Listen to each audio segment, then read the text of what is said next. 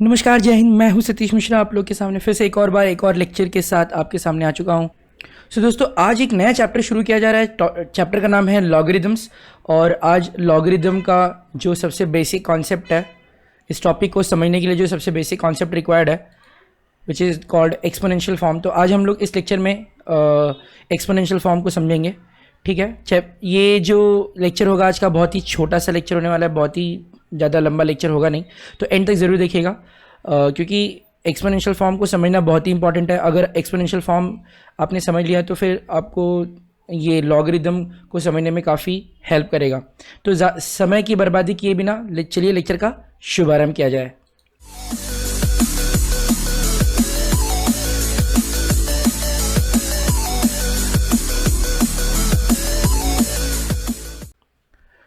तो लॉगरिदम्स या आप लॉगरिदम भी कह सकते हैं। तो जैसे मैंने कहा कि आज हमें जो टॉपिक डिस्कस करना है वो टॉपिक का नाम है exponential form.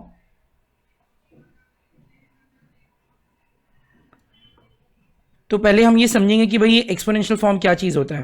What is exponential form? तो देखो, आपने मैथमेटिक्स में मतलब स्कूल लेवल में या स्कूल लेवल के मैथमेटिक्स में ये तो पढ़ा ही है कि जैसे अभी मान लो, बहुत ही सिंपल सी बात मैं अगर आपको बताऊं या आपको पूछूं कि भाई 4 इंटू 4 इंटू 4 को 3 टाइम्स मल्टीप्लाई किया तो कितना वैल्यू आएगा? तो आप बोलेंगे 64 आएगा, राइट। कुछ अलग चीज़ तो नहीं है, बहुत ही सिंपल चीज़ मैंने पूछी, 64। लेकिन आपको ये पता है कि जैसे ये 4 इंटू 4 है, इसको एक अल्टरनेट तरीके से भी लिखा जा सकता है। इसको लिखने का एक और अल्टरनेट फॉर्म है हमारे पास, राइट। तो ये जो 4 इंटू 4 है, 4 को 3 टाइम्स मल्टीप्लाई किया, can also be represented as, इसे हम 4:3 लिख सकते हैं, yes, which is equal to 64। तो ये जो 4:3 लिखा गया है, जो 4 के पावर में 3 लिखा गया है, इसी को बोलते हैं एक्सपोनेंशियल फॉर्म। क्या बोलते हैं इसको? Exponential form. तो ये जो एक्सपोनेंशियल फॉर्म है 4:3, इसका कितना वैल्यू आया है? 64 आया है, राइट, करेक्ट। तो इसी तरीके से आप मतलब ये तो बहुत ही बेसिक सी बात है कि जैसे अभी अगर a इंटू ए है तो उसे a² लिखा जाएगा। a इंटू ए को 3 बार मल्टीप्लाई किया तो a³ लिखा जाएगा। a इंटू ए अगर a को 4 बार मल्टीप्लाई किया तो a⁴ लिखा जाएगा। और ऐसे ही अगर a into a where a some number, right, अगर ये n टाइम्स मल्टीप्लाई हो रहा है, a n टाइम्स मल्टीप्लाई हो रहा है, a आपस में ही a अपने आप से ही अगर n टाइम्स मल्टीप्लाई हो रहा है तो this is nothing but a⁴n। तो ये a², a³ a⁴n, ये सब क्या है? These are, you can say these are exponential terms, these are the terms with some powers, right. यहाँ पे a के सब पावर्स हैं, तो पावर्स को एक और नाम है एक्सपोनेंट। तो यहाँ पे a has exponent 2, here a has exponent 3, here a has exponent 4, here a has exponent n, correct. तो यहाँ पे एक वही एग्जांपल के लिए कि 4 इंटू 4 किया, 4 को 3 टाइम्स मल्टीप्लाई किया तो 4:3 आया, और 4:3 कितना होता है? 64 होता है, राइट। तो ये जो मैथमेटिकल इक्वेशन है, ठीक है, इसको ही कहा जाता है एक्सपोनेंशियल फॉर्म। ये मैथमेटिकल एक्सप्रेशन किस फॉर्म में लिखा गया है? तो ये एक्सपोनेंशियल फॉर्म में लिखा गया है। किस फॉर्म में लिखा गया है? एक्सपोनेंशियल फॉर्म में लिखा गया है, ठीक है। और अब देखो, जब कोई भी मैथमेटिकल इक्वेशन को जब एक्सपोनेंशियल फॉर्म में लिखा जाएगा तो उस एक्सपोनेंशियल फॉर्म में कुछ टर्म्स होते हैं, कुछ ऐसी चीज़ें होती हैं जो डिफाइन करनी होती हैं। जैसे अभी अगर 4:3 की बात हम करें तो इसमें जो 4 है इसको बोलेंगे बेस, राइट। ये जो 4 है इसको क्या बोलेंगे? बेस। और ये जो 4 के पावर में नंबर है 3, इसको बोलेंगे, either we can say it is power और it is called index, right, और it is called exponent, correct. Power, index और एक्सपोनेंट। एंड 64 को क्या बोलेंगे? तो 64 is the value, 64 is the value, तो उसका कोई स्पेसिफिक नाम नहीं है। तो 4:3 में 4 is base and 3 is the power, index और एक्सपोनेंट, ठीक है, ओके तो यहाँ पे अभी हम लोग कुछ एक्सपोनेंशियल फॉर्म्स देखते हैं और उसमें बेस क्या है और एक्सपोनेंट क्या है वो हम मतलब फिगर आउट करने की कोशिश करेंगे। तो यहाँ पे मैं कुछ एक्सपोनेंशियल फॉर्म्स लिख रहा हूँ, एक्सपोनेंशियल फॉर्म्स, और उस एक्सपोनेंशियल फॉर्म का बेस यहाँ लिखेंगे और यहाँ पर एक्सपोनेंट लिखेंगे, एक्सपोनेंट।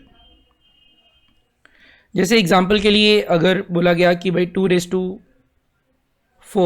तो 2⁴ कितना है, 16 है, तो 2⁴ इक्वल टू 16।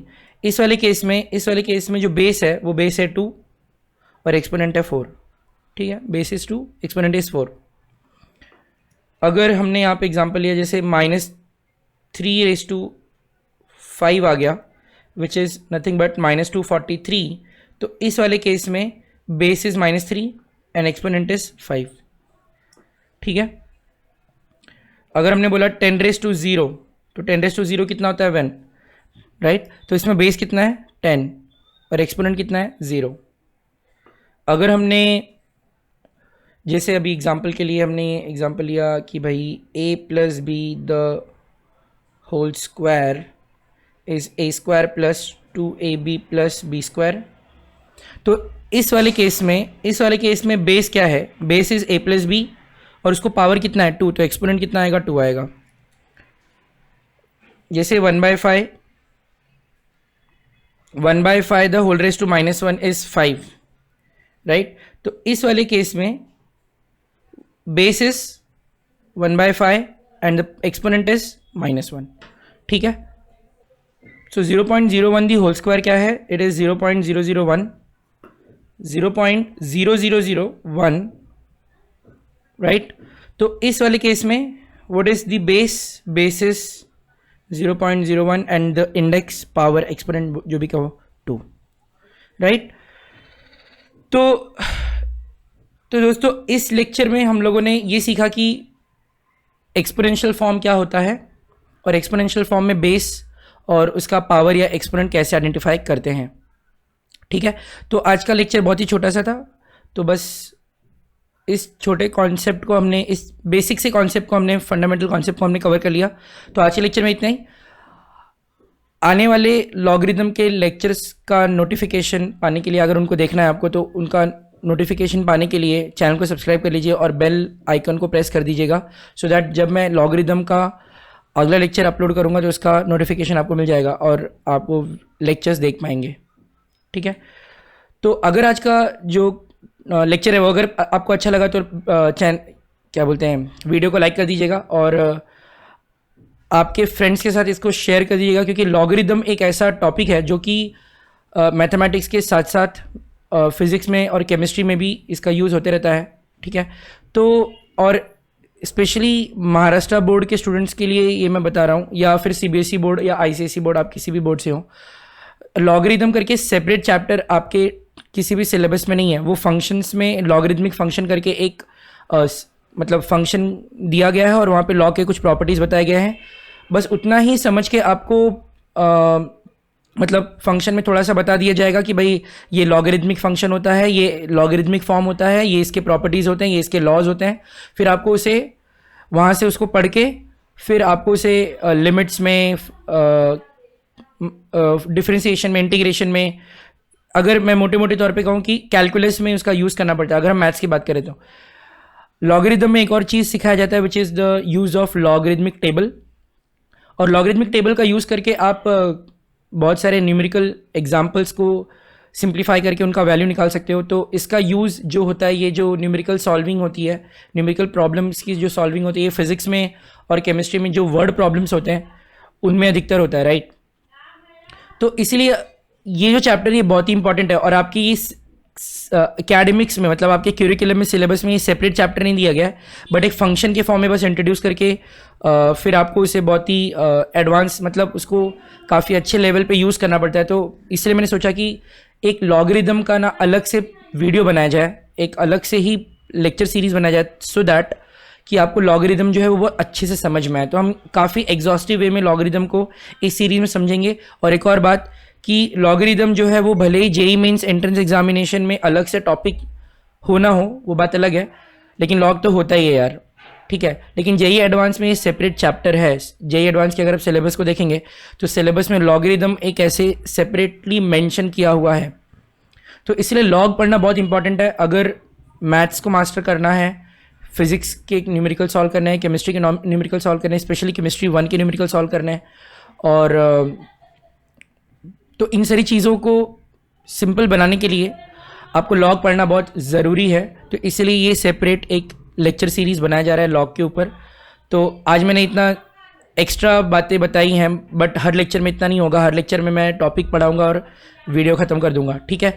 तो इस लेक्चर सीरीज़ को आप अपने दोस्तों के साथ ज़रूर शेयर कर दीजिए, उनको भी पता चल जाए कि भाई लॉगरिदम पे एक सेपरेट लेक्चर सीरीज़ बनाया जा रहा है, जो कि बहुत ही डिटेल में पढ़ाया जाएगा, बहुत ही अच्छे से पढ़ाया जाएगा। इससे बेटर कंटेंट आपको शायद इंटरनेट पे कहीं पे भी नहीं मिले, जितना मैं डिटेल में जाके, जितना आराम से, जितना प्यार से पढ़ाने वाला हूँ, ठीक है। ठीक है, मैं ये नहीं कहूँगा कि मैं ही सबसे अच्छा पढ़ा रहा हूँ, बट मैं ये कह सकता हूँ कि मैं सारी चीज़ें कवर करूँगा और बहुत सिंपल तरीके से समझाने की कोशिश करूँगा हर चैप्टर को, ठीक है। तो बस आज के लिए इतना ही, मिलते हैं अगली बार। तब तक के लिए आप अपना ख्याल रखिए। नमस्कार और जय हिंद।